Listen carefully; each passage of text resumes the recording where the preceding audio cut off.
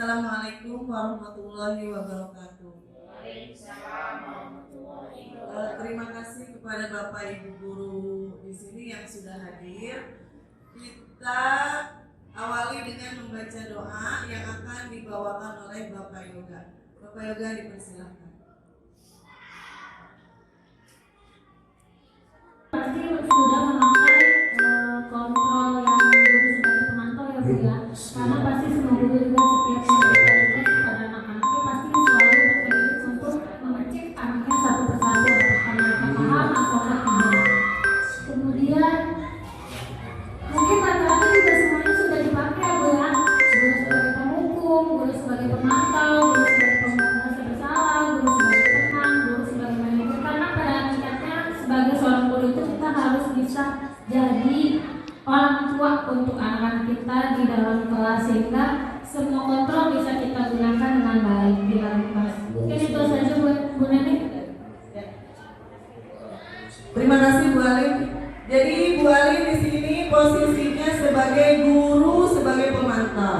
Dan mungkin Bu Alim atau guru semuanya sudah menerapkan 5 kontrol tersebut. Tapi masih ada yang mau menambahkan, mungkin Bu Yoyo. Assalamualaikum warahmatullahi wabarakatuh. Mungkin yang udah teman-teman memberikan pendapat cukup ya. Semua guru sebagai penghukum, guru sebagai pembuat merasa bersalah, guru sebagai teman, guru sebagai manajer, dan guru sebagai pemantau ya. Mungkin sudah diterapkan semua oleh teman-teman di sini sebagai guru ya. Mungkin cukuplah bagi saya ya. Terima kasih sudah diterapkan. Terima kasih. Assalamualaikum warahmatullahi wabarakatuh. Waalaikumsalam warahmatullahi wabarakatuh. Terima kasih kepada beliau. Jadi mungkin semuanya pasti ya, kita mengajar di sekolah ini sudah lama, sudah bersama-sama. Jadi kita sudah merasakan posisi 5 posisi yang ada di sini. Sebagai guru penghukum sudah, sebagai guru pembuat merasa bersalah sudah, dan guru sebagai teman juga sudah, dan guru sebagai pemantau pasti, dan guru sebagai manajer pasti. Tapi di antara 5 di sini posisi kontrol di sini yang menurut Ibu Bapak guru yang paling ideal, yaitu posisi kontrol yang mana? Ada yang mau memberikan pendapat? Apa namanya? Profil ya, boleh silakan. Ada yang tahu profil? Kalau menurut saya posisi kontrol yang paling ideal mungkin guru sebagai teman. Jadi kita mendidik itu pertama mereka jangan takut terhadap guru dulu. Jadi posisi kita sebagai teman, mandiri. Jadi apapun yang mereka baik pendapat atau ada pertanyaan yang mereka tidak bisa menjawabnya, mereka akan dengan lebih leluasa mengungkapkan tanpa ada rasa takut. Mungkin itu menurut saya yang paling ideal. Semuanya Bapak Ibu memaparkan atau ya, terima kasih Bu Ami. Jadi menurut Bu Ami dari posisi kontrol 5 tadi yang paling ideal adalah sebagai teman. Jadi jarak antara guru dan murid itu nggak ada batas ya Bu Ami ya. Jadi kita lepaskan murid itu adalah teman kita. Anak kita bebas untuk mencurahkan apa saja yang dia tidak bisa ataupun apa, jadi nggak sungkan, dan juga ke anak itu sudah seperti teman. Mungkin ada yang lain, misalkan ada yang melanggarnya, kita tinggal suruh membaca aja apa itu kesepakatan kelas. Di antaranya pasti ada disiplin positif. Kalau disiplin kita berpacunya kepada apa sih? Yoga? Oke, kalau menurut saya untuk disiplin menurut saya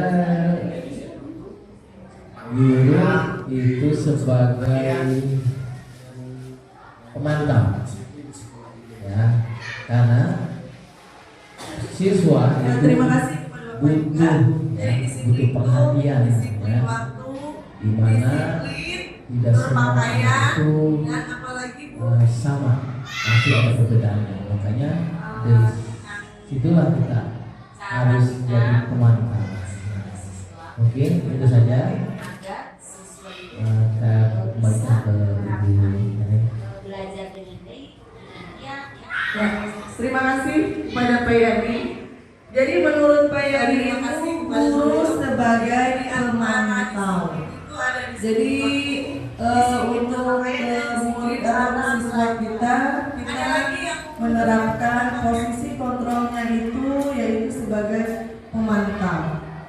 Ya, terima kasih kepada Ibu, Bapak Guru semuanya sudah menjelaskan atau mengutarakan itu kan hal yang biasa ya yang kita lakukan sehari-hari kita sebagai pendidik terhadap anak didik kita, yaitu kita di sini sebagai posisi kontrol, yaitu tentang guru sebagai penghukum dan sampai guru sebagai manajer. Apa sih guru sebagai penghukum artinya? Banyak ya Bapak Ibu guru tadi sudah dipaparkan. Jadi itu adalah sudah melaksanakan kita tiap hari ya. Di sini ada artinya jika guru menempatkan dirinya pada posisi kontrol ini, guru seringkali berhadapan dengan masalah-masalah yang diperbuat oleh siswa di sekolah.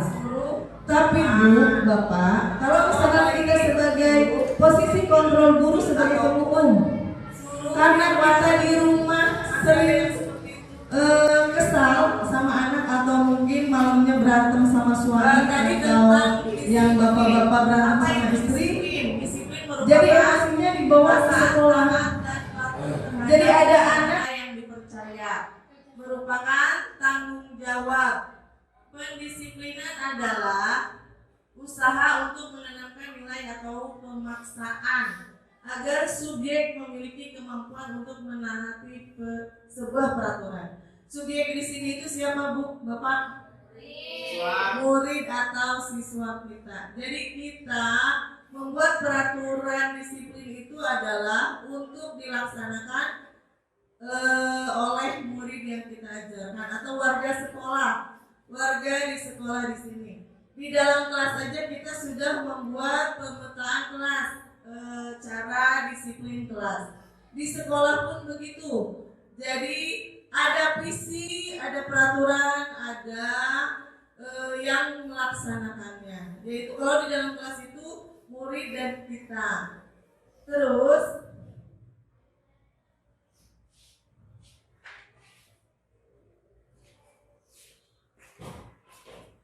fungsi. Disiplin itu ada peraturan, pasti ada fungsinya. Fungsi kedisiplinan menurut 2024 TU sebagai berikut. Itu satu, menata kehidupan bersama, membangun kepribadian, melatih kepribadian, pemaksaan, hukuman, menciptakan lingkungan yang kondusif. Dan selanjutnya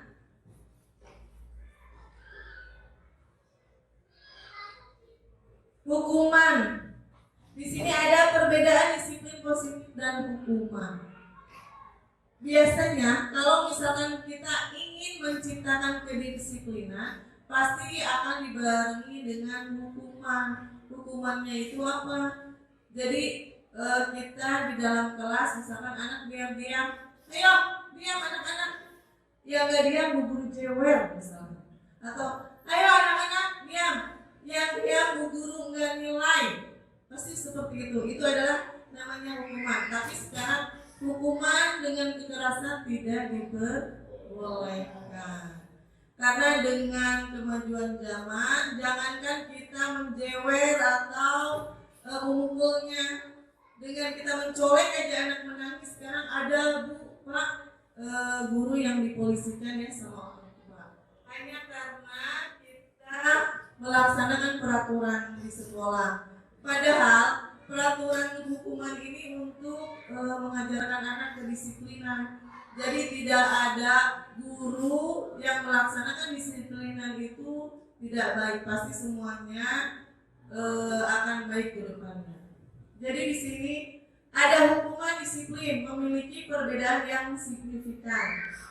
Contohnya, Amanda Morin mengatakan bila hukuman memiliki tujuan untuk menghentikan perilaku buruk pada anak, sementara disiplin bertujuan untuk memperbaiki perilaku buruk dalam diri anak-anak. Artinya, hukuman berarti membuat anak membayar atas perilaku buruk mereka.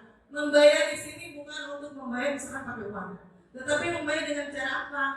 Dengan melaksanakan hukumannya, yaitu misalkan kayak tadi tidak mengerjakan tugas di rumah, dia harus membayar hukumannya atau menjalankan hukumannya dengan misalkan tidak dinilai atau suruh nyanyi ke depan atau suruh apalagi puisi ataupun apa saja, tapi untuk menambah pengetahuan, bukan untuk membayar hukuman dengan menggunakan uang atau dengan kekerasan. Jadi kita sekarang ibu bapak tidak boleh ya melaksanakan pengajaran untuk disiplin tercapai, kita menggunakan hukuman yang menggunakan kekerasan. Setuju ibu bapak? Ya, alhamdulillah. Terus di sini ada lagi contoh sikap disiplin di sekolah. Yaitu tadi sudah disebutkan ya sama Bapak Yoga, masuk sekolah tepat waktu, terus memakai seragam sesuai ketentuan, mentaati peraturan sekolah, mengerjakan dan mengumpulkan tugas tepat waktu, datang ke sekolah tepat waktu, belajar dengan tekun, mengikuti upacara dengan hikmat, menghormati guru dan seluruh warga sekolah. Tapi kita lihat di sini anak untuk menghormati guru kayaknya tipis ya. Karena apa? Kita untuk melewati jangankan ke depan gurunya, tapi ke kantor guru aja kita sampai ke belakang nggak berani. Tapi anak sekarang malah ada guru juga kadang tidak bertanya, boro-boro menanya ini mati, space-nya mati.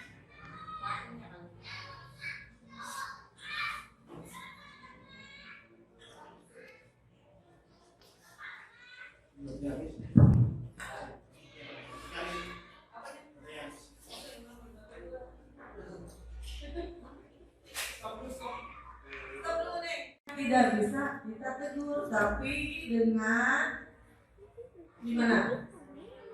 Iya, secara halus supaya anak itu mau mendengarkan atau fokus ke depan. Itu adalah sebagai manajer. Sekarang saya mau bertanya kepada rekan-rekan semuanya. Ibu bapak di dalam kelas, posisi kontrol apa yang sudah dilaksanakan sama ibu atau bapak dulu? Ayo, siapa yang mau memberikan tanggapan? Baik, untuk kontrolnya yang tadi seperti yang sudah dibilang ini, kita tidak boleh memberikan hukuman yang sifatnya berupa fisik atau sifatnya berupa membuat bersalah. Pasti itu akan bekas sampai nanti juga.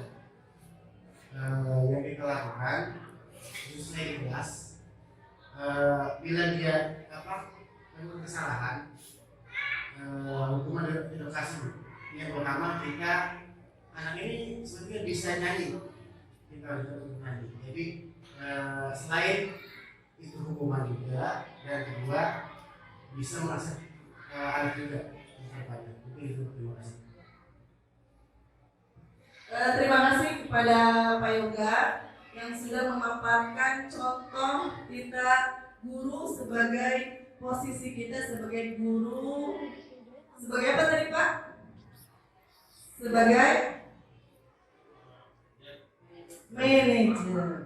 Terus ada yang lain yang mau memberikan contoh guru sebagai apa?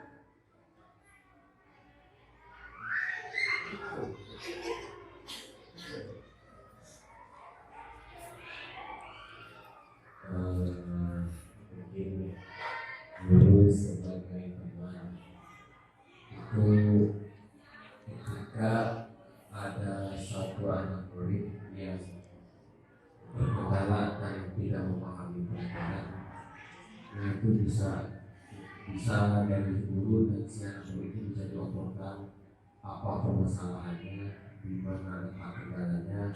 Nah itu jadi saling curhat antara murid dengan guru, nanti bakalan ketemu solusinya seperti apa dan baiknya seperti apa. Nah, itu fungsinya guru sebagai ketika dalam kelas maupun di lingkungan sekolah.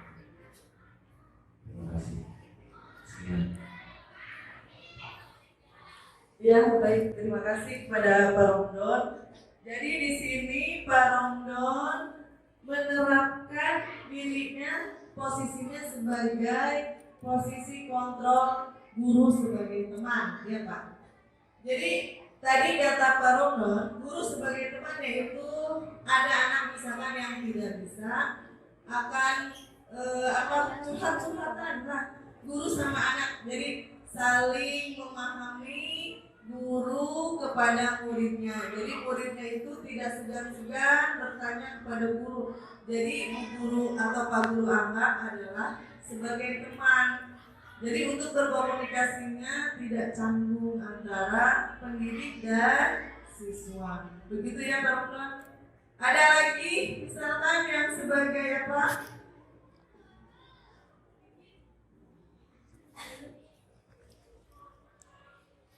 Ya, balik silakan. Guru sebagai pembuat merasa bersalah. Ya, Guru sebagai pembuat merasa bersalah dan guru sebagai manajer dalam kelas.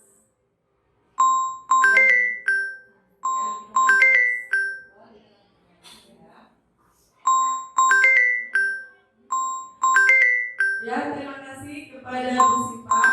Jadi Bu Sipa di sini menerapkan posisi kontrolnya sebagai guru pembuat merasa bersalah. Jadi kalau misalkan Bu Sipa ke anak muridnya dengan lemah lembut menegurnya, tetapi anak itu merasa bersalah banget. Kata Bu Sipa, anak ini supaya mau mengerjakan, jadi dia posisi kontrolnya itu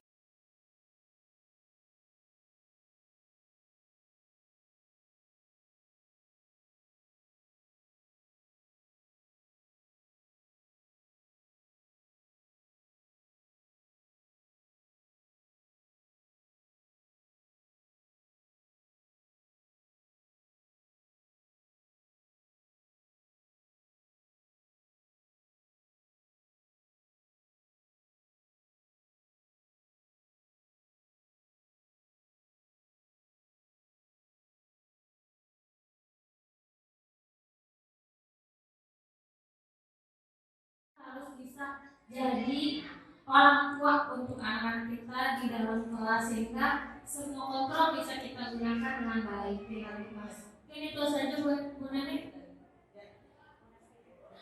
terima kasih Bu Alim. Jadi Bu Alim di sini posisinya sebagai guru, sebagai pemantau. Dan mungkin Bu Alim atau guru semuanya sudah menerapkan 5 kontrol tersebut. Tapi masih ada yang mau menambahkan, mungkin Bu Yoyo.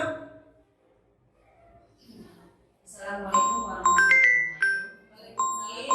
Yang udah teman-teman memberikan pendapat cukup ya. Semua guru sebagai guru sebagai pembuat merasa bersalah, guru sebagai teman, guru sebagai manajer, dan guru sebagai pemantau ya. Mungkin sudah diterapkan semua oleh teman-teman di sini sebagai guru ya.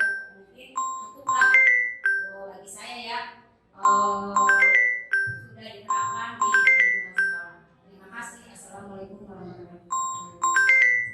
Waalaikumsalam warahmatullahi wabarakatuh. Terima kasih kepada Bu Yoyo. Jadi mungkin semuanya pasti ya, kita mengajar di sekolah ini sudah lama, sudah bertahun-tahun. Jadi kita sudah merasakan posisi 5 posisi yang ada di sini. Sebagai guru penghukum sudah, sebagai guru pembuat merasa bersalah sudah, dan guru sebagai teman juga sudah, dan guru sebagai pemantau pasti, dan guru sebagai manajer pasti. Tapi di antara 5 posisi kontrol di sini, yang menurut ibu bapak guru yang paling ideal, yaitu posisi kontrol yang manakah? Ada yang mau memberikan tanggapan? Ya, Bu Ami silakan. Kalau menurut saya posisi kontrol yang paling ideal mungkin guru sebagai teman. Jadi kita mendidik anak itu pertama mereka jangan takut terhadap guru dulu. Jadi posisi kita sebagai teman. Bebas untuk mencurahkan apa saja yang dia tidak bisa ataupun apa, jadi nggak sungkan, dan guru juga ke anak itu sudah seperti teman. Mungkin ada yang lain?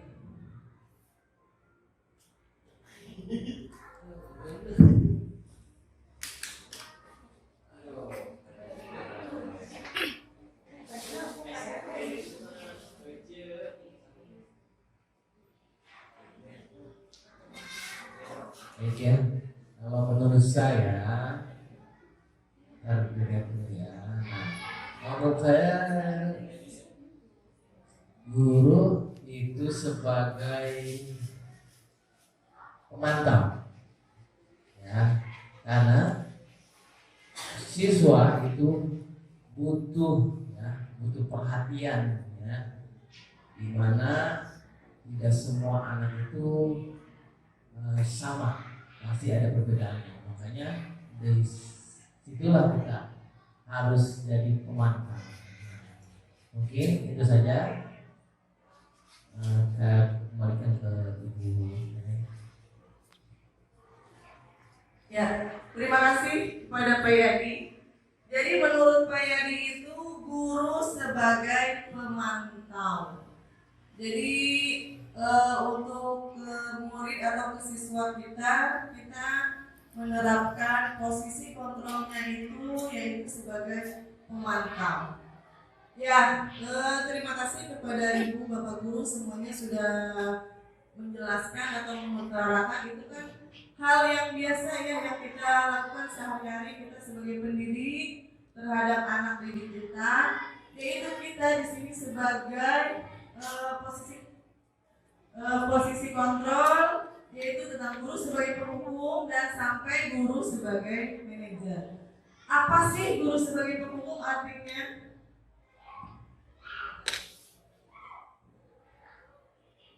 Mungkin sudah melaksanakan kita tiap hari ya. Di sini ada artinya, jika guru menempatkan dirinya pada posisi kontrol ini, guru seringkali berhadapan dengan masalah-masalah yang diperbuat oleh siswa di sekolah. Tapi Bu, Bapak, kalau misalkan kita sebagai posisi kontrol guru sebagai penghukum, karena kita di rumah sering kesal sama anak, atau mungkin malamnya berantem sama suami, atau yang bapak-bapak berantem sama istri, jadi emosinya dibawa ke sekolah. Jadi ada anak kesal sama anak, atau mungkin malamnya berantem sama suami, atau yang bapak-bapak berantem sama istri, jadi emosinya dibawa ke sekolah. Jadi ada anak yang salahnya mah tidak seberapa, karena kita masih emosi di dalam rumah, dibawa ke sekolah.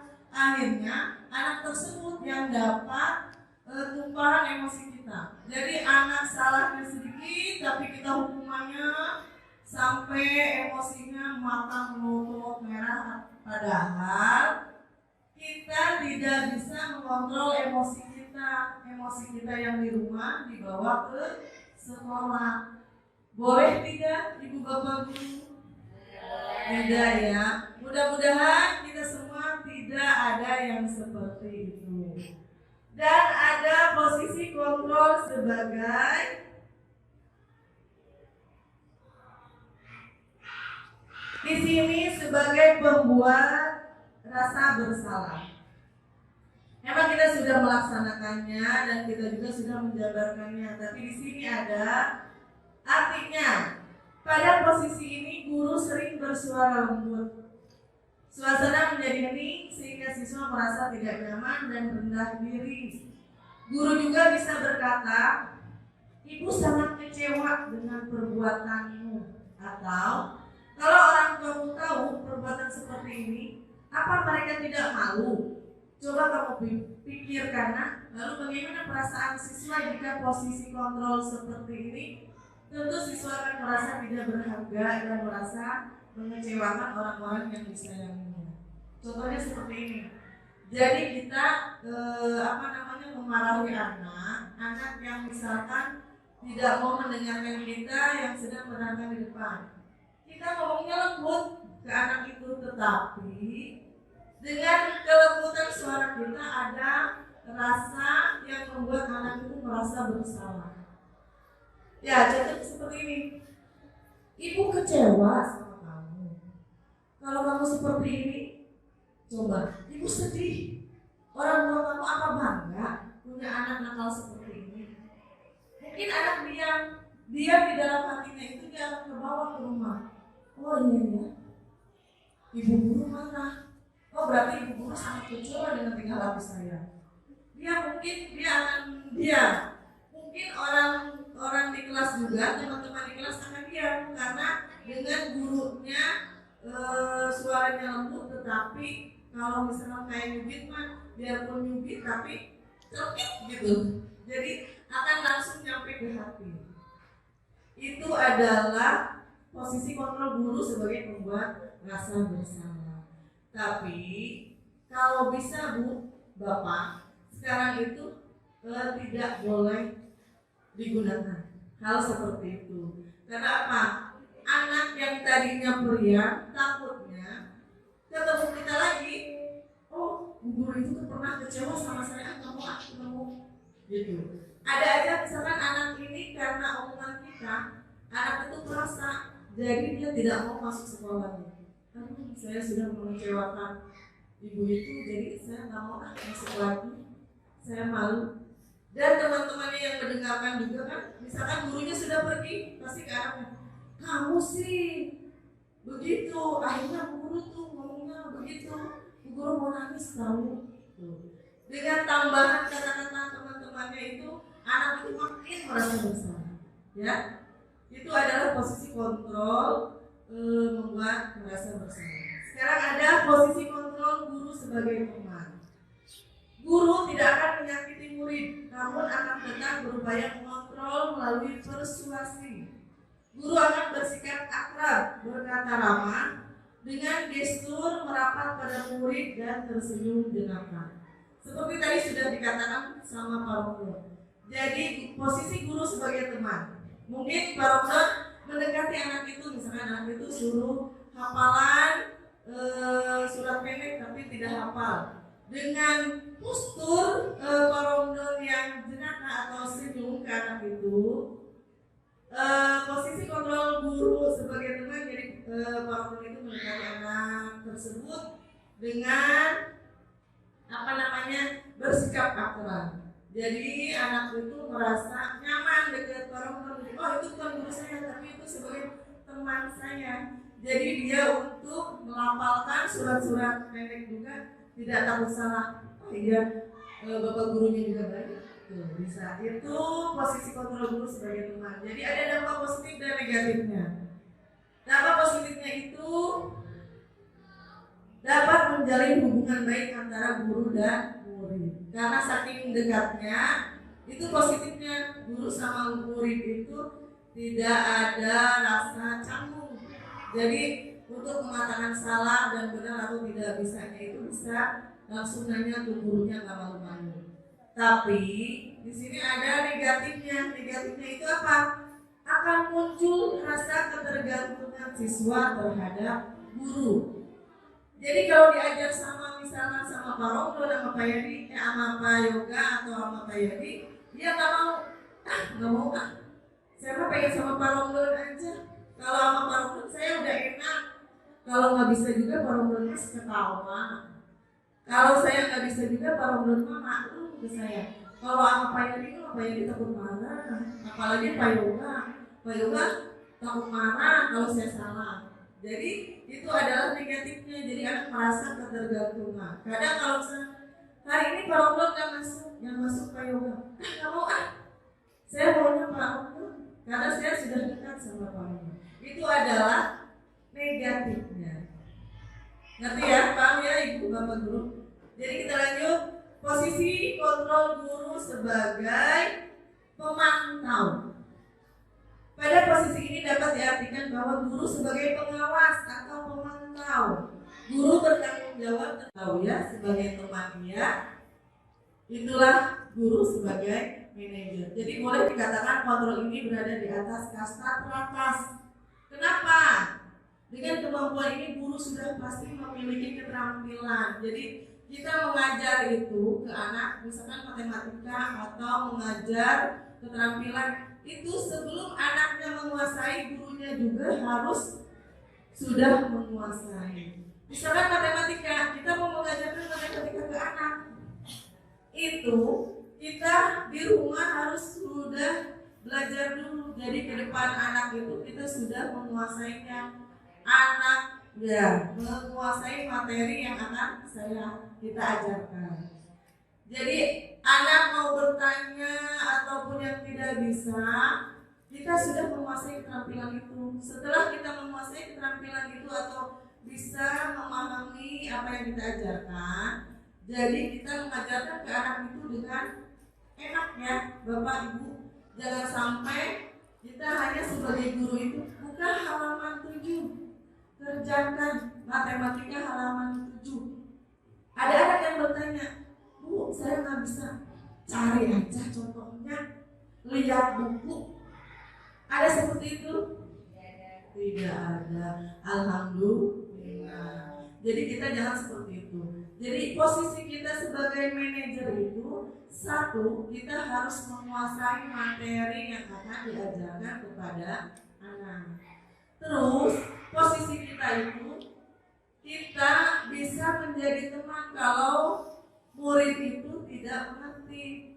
Jadi kita mengajarkannya dengan baik. Terus kita memantau juga, mengawasi. Wah, anak mana nih yang mau mengerjakan atau melihat atau belajar dengan serius.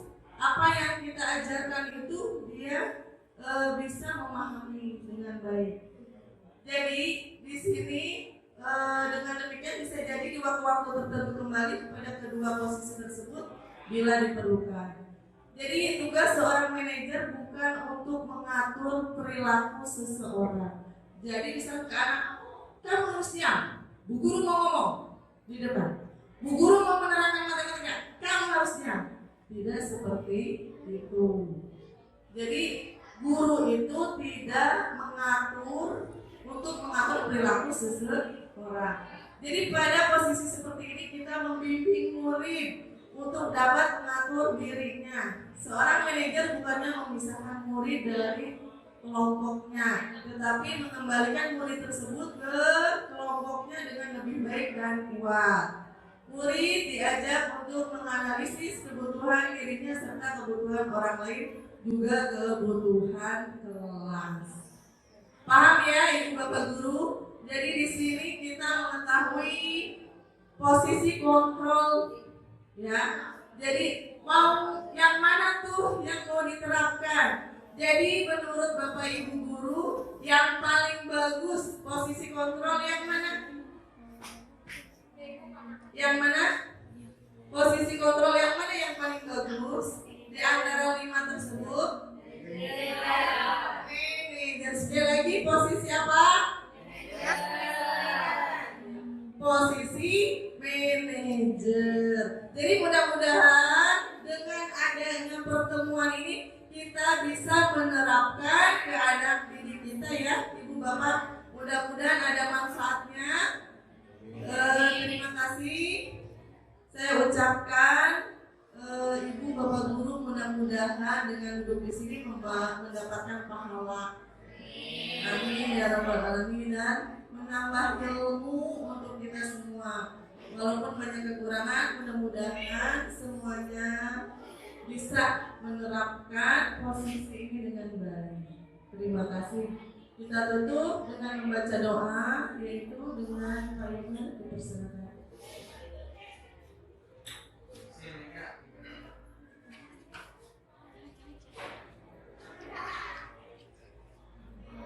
Baik, bismillahirrahmanirrahim. Assalamualaikum warahmatullahi wabarakatuh. Sebelum kita membaca pada siang hari ini, marilah kita bersama-sama berdoa agar supaya yang disampaikan nenek menjadikan motivasi buat kita semua, menjadikan ilmu bermanfaat, dan menjadikan kita semua sebagai guru, sebagai pendidik yang baik bagi siswa dan siswi, dan kita bisa mengajarkan anak kita untuk memiliki masa depan. Bismillahirrahmanirrahim. Allahumma sholli ala Muhammad wa ala alihi wa sahbihi wa ta'ala kulli salat wa tasbih min alamin. Hamdan syakir hamdan hamdan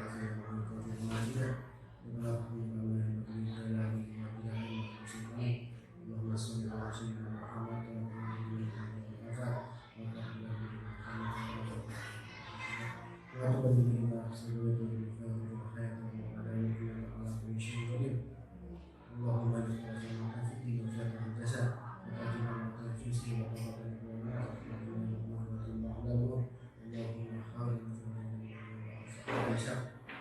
Allahumma ja'alni sudra wa ja'alni syahra wa fi'li sudra wa fi'li sidadi wa barik wa fi min hasanah wa fi ma hiya hasanah wa Allahumma ajli Muhammad wa ala alihi wa sallam wa sallallahu izzati ala rasul wa sallallahu alaihi wa sallam wa